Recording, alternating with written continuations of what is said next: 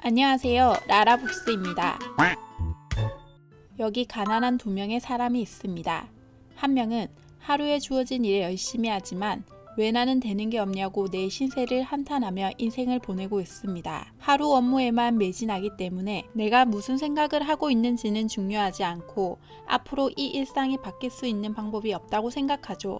다른 한 명은 내가 어떤 생각과 어떤 감정을 느끼는지를 알고 있으며 지금 힘들지만 앞으로 충분히 부자가 될 수 있다고 생각합니다. 여러분은 어떤 사람인가요? 그리고 어떤 사람들이 부자가 될 확률이 높을까요? 물론 두 번째 사람을 지목하겠지만 막연히 낙천적인 생각만으로 부자가 될 수 있을까라는 의문만 남게 됩니다. 그렇습니다. 책 부의 원천은 이러한 의문을 말끔히 씻어주는 내용을 담고 있습니다. 내가 어떻게 생각하고 어떤 방법을 이용해서 부자가 될 수 있는 소스를 이끌어낼지를 구체적으로 알려주고 있습니다. 이 내용이 궁금하다면 지금부터 더 세부적으로 알아가 보도록 하겠습니다. 먼저 부의 원천에서 말하는 부의 원천이란 무엇일까요? 우리는 매일 하루 일상을 우리의 뇌에 의지하며 행동을 하고 있습니다. 무슨 말이냐고요? 한번 살펴보죠.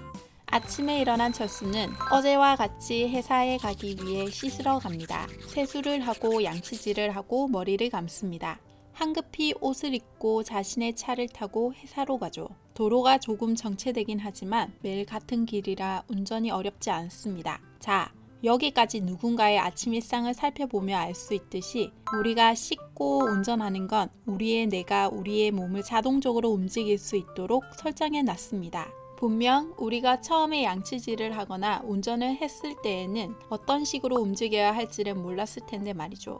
우리의 두뇌는 에너지 소모가 아주 많습니다. 그래서 두뇌는 에너지 효율을 높이기 위해 중간 절차를 생략하고 결론을 도출해내죠. 다시 말해서 우리가 양치질을 하거나 운전을 할 때 어느 방향으로 어느 각도로 움직일지 생각하지 않고 이전에 입력된 데이터를 가지고 자동적으로 움직이고 있다는 뜻입니다. 이것을 뇌의 자동 조정 장치라고 하죠. 쉽게 말해 비행기가 부산에서 서울까지 자동 항법으로 날 수 있도록 설정해 놓은 상태죠. 우리의 두뇌도 에너지 효율을 위해 자동 항법으로 움직이도록 설정해 놓았습니다. 이 자동 조정 장치를 왜 말하냐고요? 뇌의 자동 조정 장치는 두뇌의 에너지 효율을 높이는 데에는 매우 좋습니다. 하지만 문제는 이 행동이 지속적으로 반복되면 자신이 한 행동임에도 이 행동에 대한 의문을 제기하기 어렵기 때문이죠.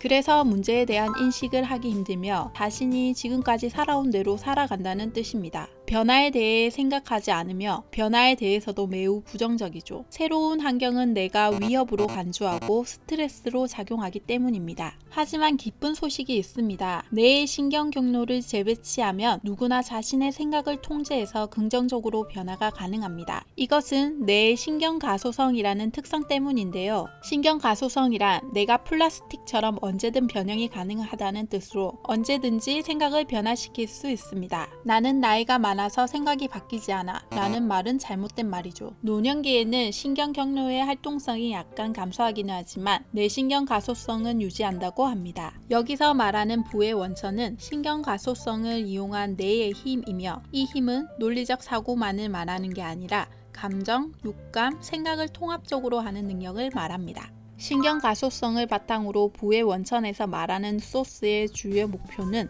뇌를 자동 조정 상태로 두지 않고 생각에 대해 생각하고 자신의 의식을 의식하는 능력을 개발하는 것입니다. 즉, 우리가 지금까지 했던 생각에 의해 가난한 상황이 지속되도록 뇌의 자동 조정 장치에 맡겼다면 이제 나의 생각이 어떤 생각을 하고 있는지 인식하고 지금까지 반복되어 왔던 패턴의 고리를 끊어내어 불을 끌어들이는 반응 방식으로 전환해야 합니다.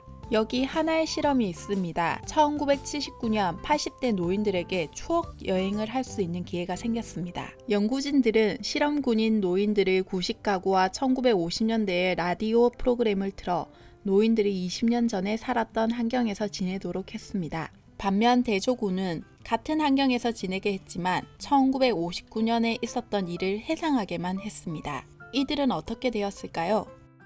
일주일 동안 과거의 환경 속에서 시간을 보낸 노인들은 기억력과 시력, 청력뿐 아니라 체력까지 좋아졌습니다. 몸이 노화된 노인들의 신체 조건에 맞지 않는 환경임에도 신체 기능이 대체적으로 향상되었습니다. 60대 시절의 환경에 노출되면서 노인들의 뇌에도 변화가 온 것입니다. 60대의 삶을 해상만 한 대조군도 정도가 덜하긴 했지만 신체의 기능이 개선되었습니다. 이들은 이어 자서전을 썼는데요. 실험군은 지금이 1959년으로 생각하고 현재형으로 자서전을 썼고, 대조군은 집안 환경은 1959년이지만 현재가 1979년이라고 생각하고 과거형으로 자서전을 썼습니다.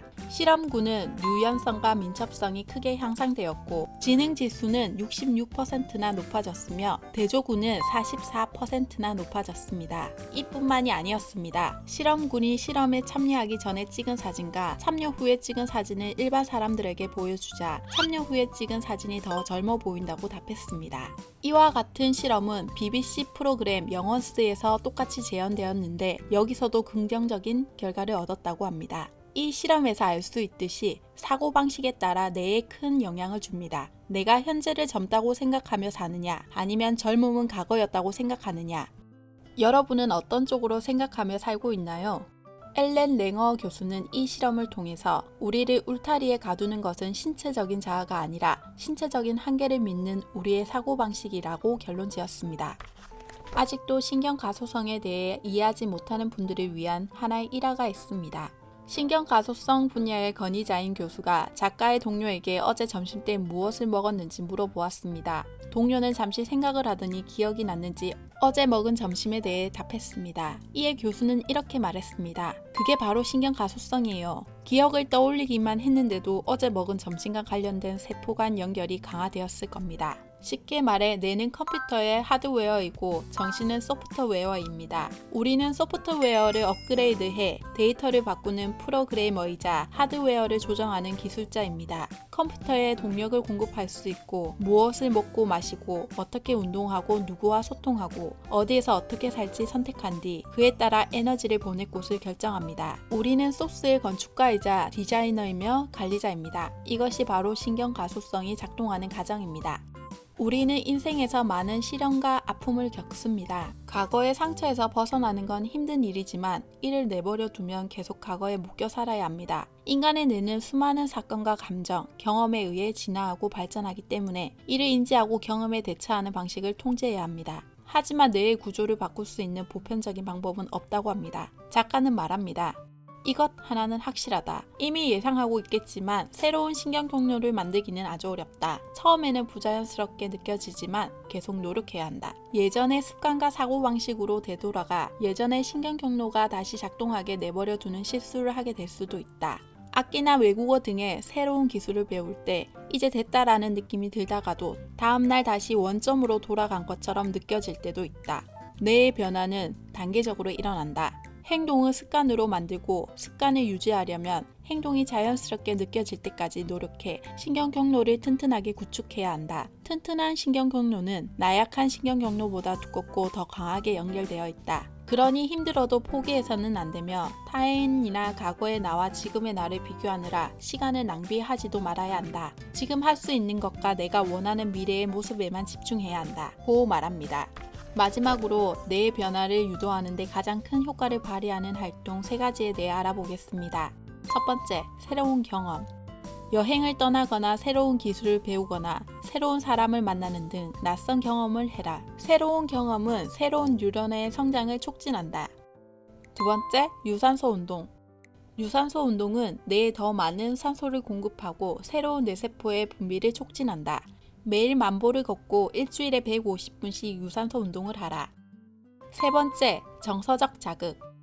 어떤 경험을 자주 하고 그 경험과 관련된 감정이 강력할수록 그 경험은 뇌에 강력한 영향을 미친다. 사랑하는 사람과 함께 웃으면 믿음과 관련된 교감 호르몬 옥시토신이 분비돼 이로운 효과를 발휘한다. 좋은 행동이든 나쁜 행동이든 반복적인 행동은 신경가소성을 작동시킵니다. 부정적인 생각이 많이 반복될수록 불안, 우울, 강박적인 사고 등으로 자신의 정신 건강을 위협하고 불행하고 가난한 삶으로 이어질 수밖에 없습니다. 이를 깨닫는다면 신경가소성을 이용하는 일이 얼마나 중요한지 알 수 있을 것입니다. 뇌에 한번 새겨진 생각과 행동은 쉽게 없어지지 않는다고 합니다. 이는 새로운 생각과 행동으로 덮는 편이 낫죠. 여러분은 어떤 생각과 행동으로 덮어쓰고 싶으신가요? 부자가 되기 위해 어떤 습관을 만들고 싶으신가요? 라라북스였습니다. 감사합니다.